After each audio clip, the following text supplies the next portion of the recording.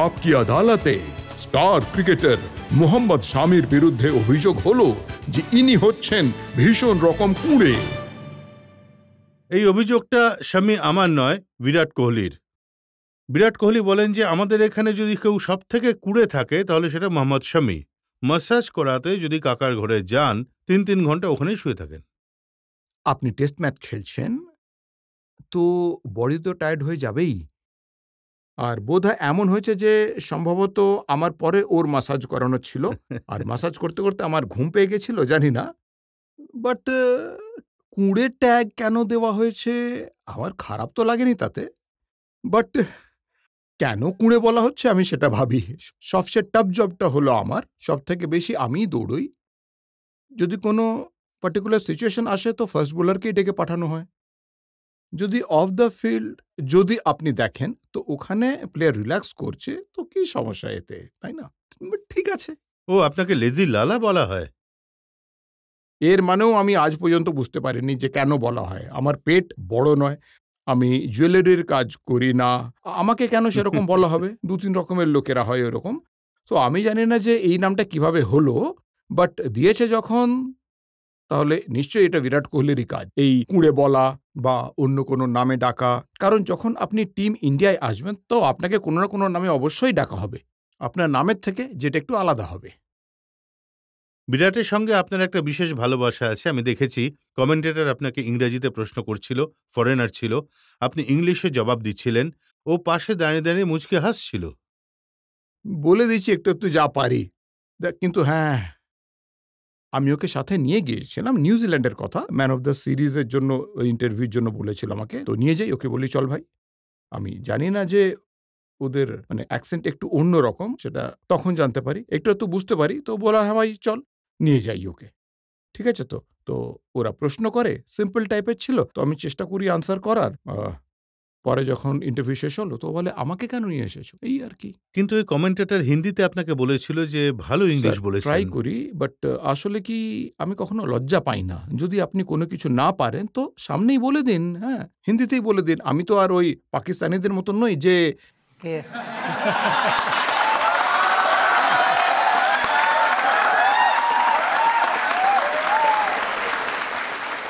English পারি না পারি তাও মানে বলেই যাচ্ছি, সে ওটা আমার দ্বারা হবে না আর কি।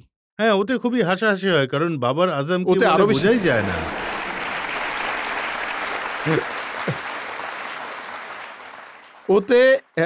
ওতে আরো বেশি হাস্যস্কর হয়ে ওঠে ব্যাপারটা। ইভেন যখন আপনি জানেন যে আপনি হিন্দিতে কমফোর্টেবল, ইংলিশে কমফোর্টেবল নন, তখন আগেই বলে দিন যে হ্যাঁ আমি এতে কমফোর্টেবল, আমি এতেই কথা বলবো।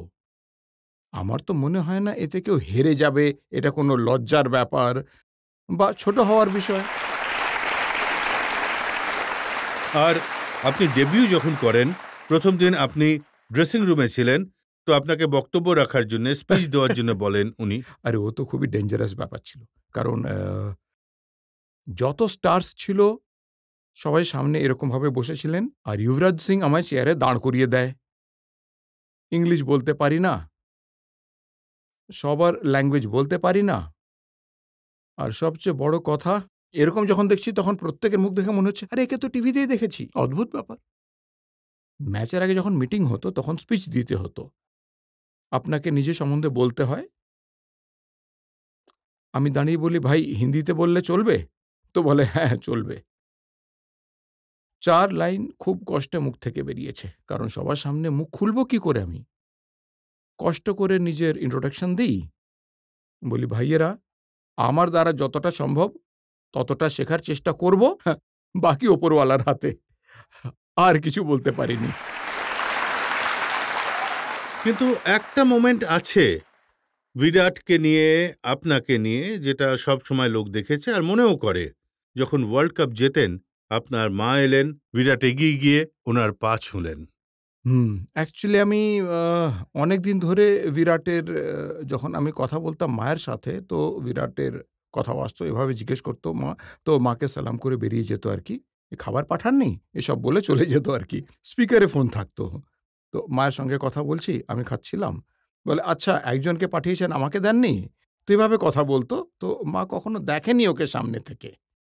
কারণ আমার ফ্যামিলি খুব কম যেত কোনো ম্যাচ দেখার জন্য। তো আমার মনে হয় ৭-৮ বছর বাদে ১ম ম্যাচ দেখতে যায়। নেমন্তন্ন করতে হতো যে, "ভাই এসো, দেখে যাও।" তো সেটা চ্যাম্পিয়ন্স ট্রফির কথা। তো মা এসেছিল ওখানে। তো মা এসেছিল, গ্রাউন্ডে ডেকেছিল মাকে। তো যখন আমি যাই, আমার মা এসেছে, ও তাড়াতাড়ি আসে। তো তখনকার ফটোই ওটা আরকি। আরেকজন আপনার বন্ধু আছেন ঈশান্ত শর্মা।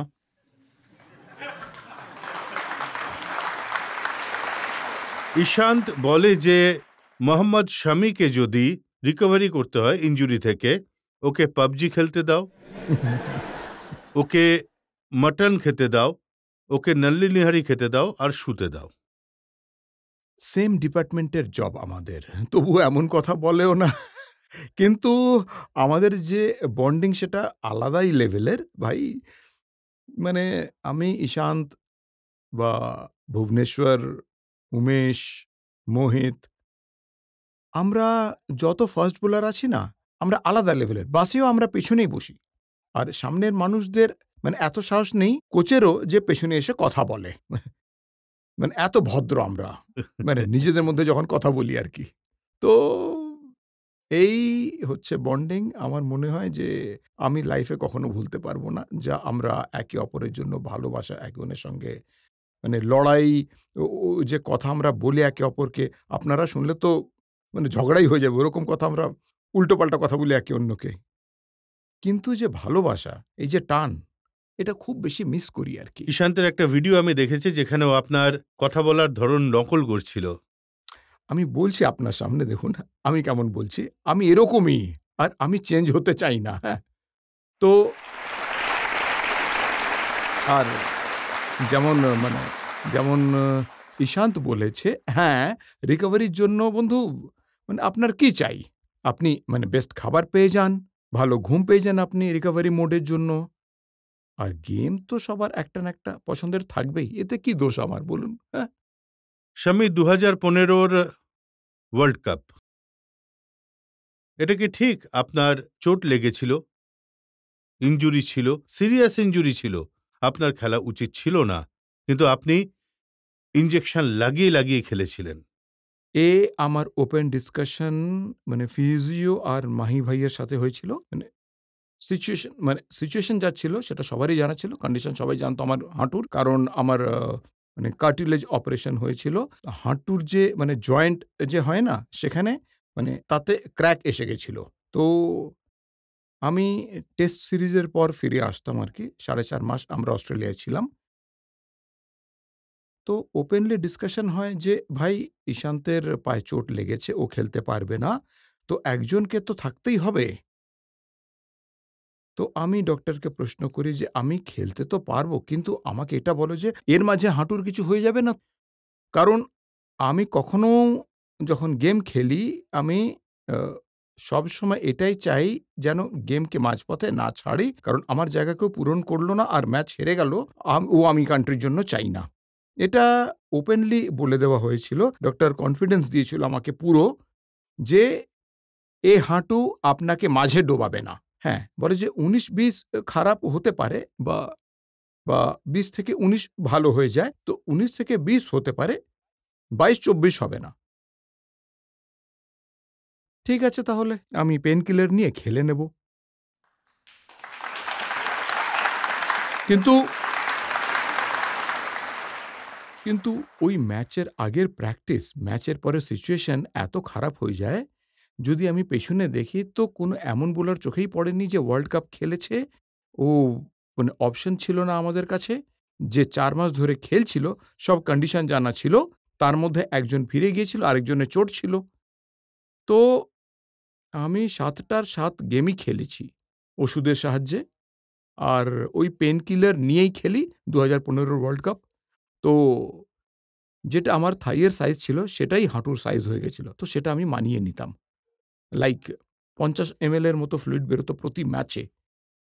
তো ম্যাচ আ খেলতাম বাস হোটেল যেত আর আমি কারে করে হসপিটাল যেতাম।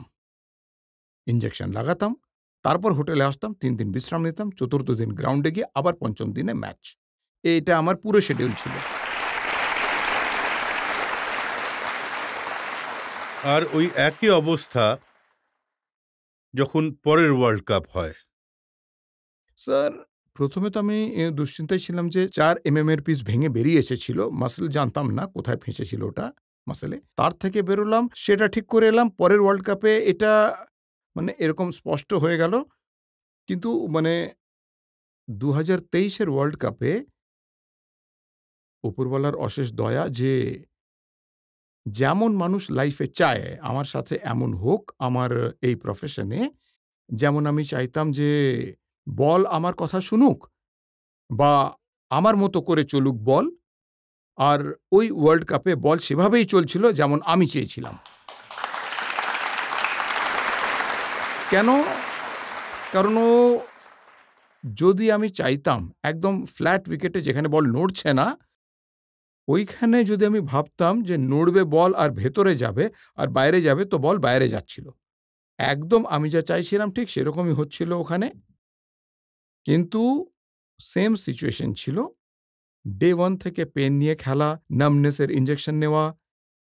কারণ আমি যে ফর্ম চলছিল, যে যে যে ওয়ার্ল্ড কাপের মতো আপনার ড্রিম থাকে, আপনি চান যে আ আমার তো ভাগ্য ভালো, আমি দেশের জন্য এত ওয়ার্ল্ড কাপ খেলেছি।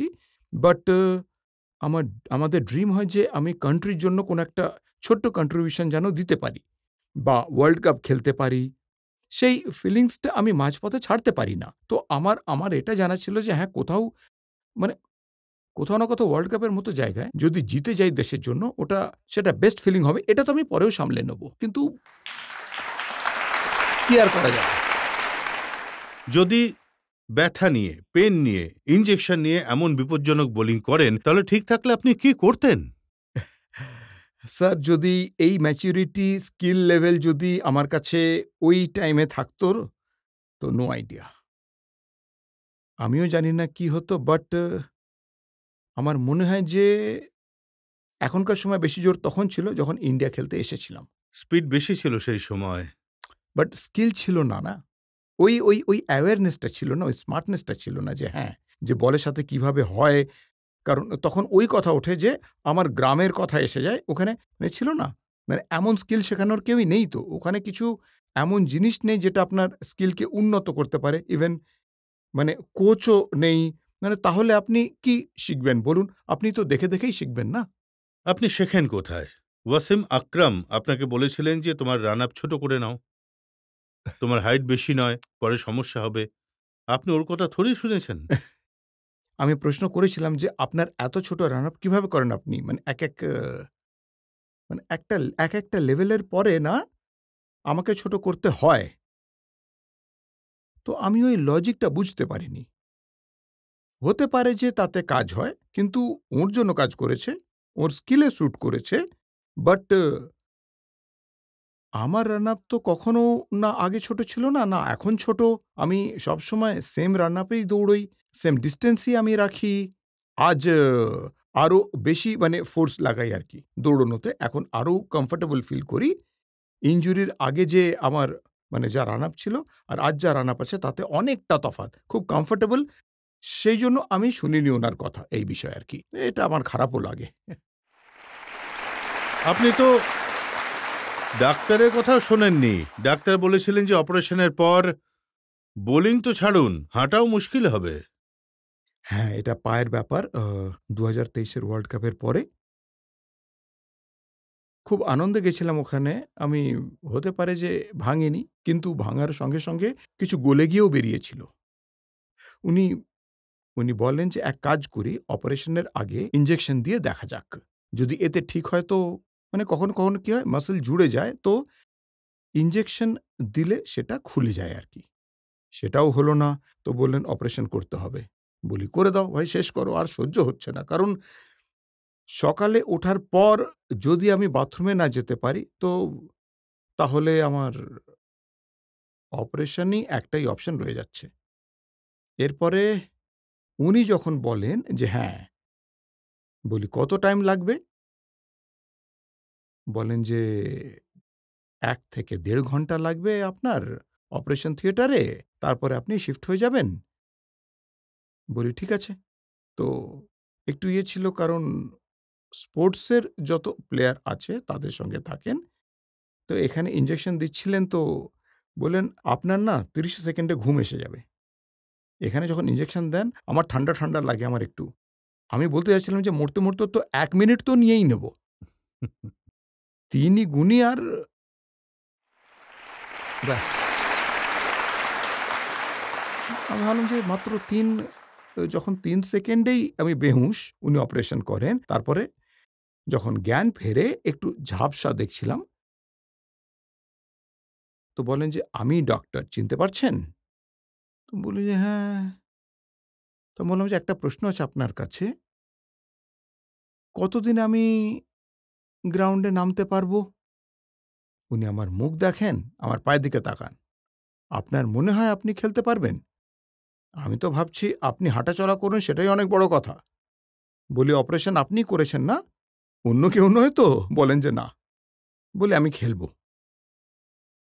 তো উনি বলেন, "এখনো পর্যন্ত এই অপারেশনে এমন তো হয়নি। খুব কমই মানুষ আছেন যারা গ্রাউন্ডে নামতে পেরেছেন। খেলার কথা বলছি না, গ্রাউন্ডে নামার কথা বলছি, এমনি।" আর বলেন, উনি বলেন, "যদি আপনি গ্রাউন্ডে ম্যাচ খেলেন এই ইনজুরির পর, রিকভারির পর, তাহলে আপনার সঙ্গে দেখা করতে ইন্ডিয়া আসব।" ম্যাচ খেলি আর দেখা করতে আসেন উনি। বাট আপনার কনফিডেন্স, আপনার আপনার গাটস, তাহলে আর মানে আর আর কি এই যে কোটি, কোটি মানুষের হ্যাঁ। প্রার্থনা আপনার সঙ্গে রয়েছে। স্যার, এটা সবথেকে আগে আমার কাছে বা অন্য যে কারোর জন্য, আপনি যেকোনো প্রফেশন অথবা কিছুতে আছেন, যখন আপনি দেশের জন্য কিছু করছেন, তো সবার আগে আপনাকে ক্রাউডের সাপোর্ট, আপনার ভালোবাসা, সেটা আমাদের খুব বেশি পাম্প আপ করে। তো সেটা খুবই জরুরি বলে মনে হয়। আরো ১-২ টো প্রশ্ন। আমরা সবাই জানি যে আপনার নিজের ইনজুরি থেকে রিকভার হতে অনেকটা সময় লাগছে। তো আমার আপনাকে এটাই প্রশ্ন যে আপনি আবার খেলা শুরু করতে পুরোপুরি তৈরি, না তৈরি নন? দেখো, আমি দিলীপ ট্রফি খেলে এসেছি। আর কি চাই আমার থেকে? বাট যদি ইনজুরির কথা বলা হয়, আপনাকে খুবই পেশেন্ট হতে হবে কিন্তু, যদি আপনাকে আবার গ্রাউন্ডে আসতে হয়। কারণ যখন কার্টিলেজ হয় বা অ্যাকিলিস আপনার অপারেশন হয়, তো ওটা খুব সিরিয়াস ইনজুরি আরকি। আপনার ফোকাস, পেশেন্স, স্ট্রং হওয়াটা খুব প্রয়োজন। তাছাড়াও আমার ফ্যামিলি, আমার ফ্রেন্ডস, আমার সঙ্গে যারা ক্রিকেট খেলে, তারা সত্যিই সাপোর্ট করে ব্যাপারটাকে কমপ্লিট করে দেয়। এখন দেখুন, যে কথাটা শামি আপনাদের বলেননি সেটা আমি আপনাদের বলছি। এই সময় মোহাম্মদ শামির ফিটনেস ওর লাইফের বেস্ট ফিটনেস। ওর বডি ফ্যাট লোয়েস্ট। আর এটা অনেকদিন ধরে পরিশ্রম করে উনি বানিয়েছেন আর এখন লুকিয়ে রেখেছেন। লুজ পড়ে এসেছে সেই জন্য। আচ্ছা, আগামী ওয়ার্ল্ড কাপেও কি আমরা শাম্মীর জাদু দেখতে পারবো? দেখুন, আমি তো করার জন্য প্রস্তুত আছি। আমাকে নিতে চাওয়া উচিত, ব্যাস। কিন্তু বাট হোপফুলি যে আমারও সবসময় এটাই ইচ্ছে যে এখন যা কিছু আমার, যেটুকু ক্রিকেট ক্যারিয়ার আছে আর যা লক্ষ্য আমার রয়েছে, সেটা আমি উইথআউট ইনজুরি খেলবো, চেষ্টা তো সেটাই।